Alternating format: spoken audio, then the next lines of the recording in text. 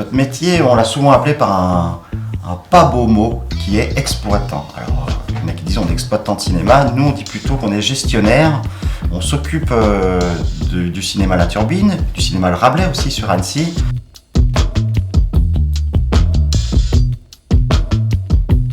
Alors, ce mois du film européen, il tombe pas de nulle part, ça fait quand même de nombreuses années qu'au cinéma La Turbine, on a une orientation cinéma européen, on a le label Europa Cinéma depuis des années.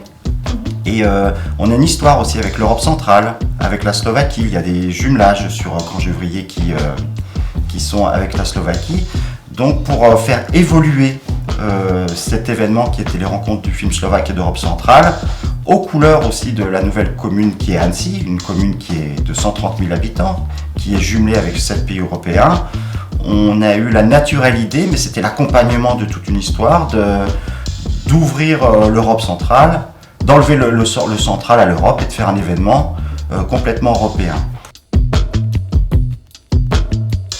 On a une chance très forte en France, c'est qu'on a, je crois, on est le seul pays qui proposons autant de diversité de cinéma. Si nous, les salles de cinéma, on peut proposer ces diversités, c'est parce qu'il y a des distributeurs de films qui, eux, vont chercher ces films et nous les proposent. Et on a énormément de distributeurs de films très exigeants qui osent des cinématographies un peu minoritaires, comme le cinéma européen, et qui nous permettent d'accéder très très facilement à des films.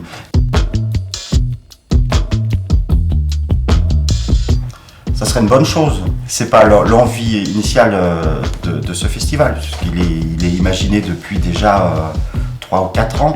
Mais c'est vrai qu'on espère qu'au travers de cette cinématographie passionnante, les spectateurs vont avoir l'envie de peut-être sortir un peu plus dans les salles, parce que c'est vrai qu'actuellement, c'est assez, je ne sais pas si c'est dévastateur, mais en tout cas, c'est assez inquiétant.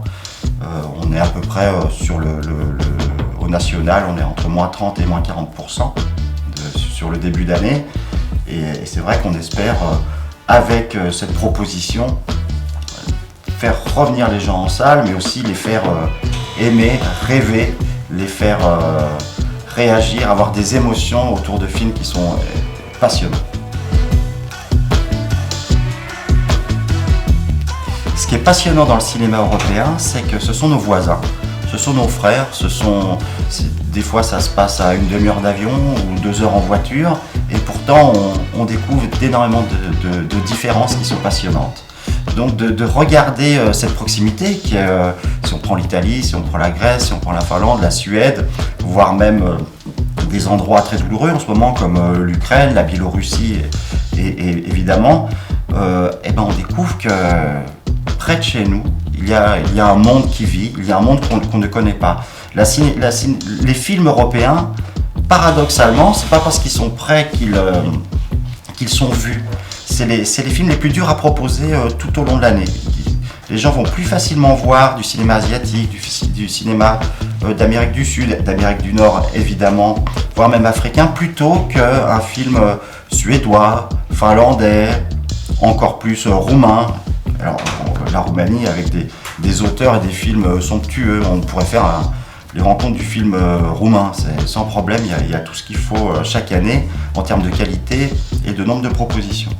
Le cinéma grec est passionnant, tous les cinémas nordiques, un peu cyniques, drôles, colorés. Enfin voilà, il y a tellement de choses à voir et c'est peut-être d'appuyer sur cette cinématographie-là pour dire regardez nos voisins, nos frères, ils ont des belles choses à proposer et surtout de proposer aussi le cinéma européen. Ce n'est pas que pour aller au cinéma. C'est aller au cinéma, mais peut-être pas que pour... notre idée, c'est pas d'aller au cinéma pour y revenir. C'est qu'une fois qu'on a découvert ces langues, ces cultures, qu'on a une petite fenêtre, on a vu un peu ça, et peut-être qu'on peut avoir l'envie de lire des auteurs, d'écouter de la musique de certains pays, voire même de voyager, voire même de s'y installer. C'est une idée aussi de proposer toutes ces cultures. C'est une main tendue aussi à l'échange, à la rencontre. Ce n'est pas qu'une action culturelle, ce n'est pas qu'aller voir un film dans les salles. J'espère que pour certains d'entre vous ou certains des spectateurs, ils iront dans les salles et que ça va faire émerger peut-être des petites idées de voyage, de rencontres, de choix de vie.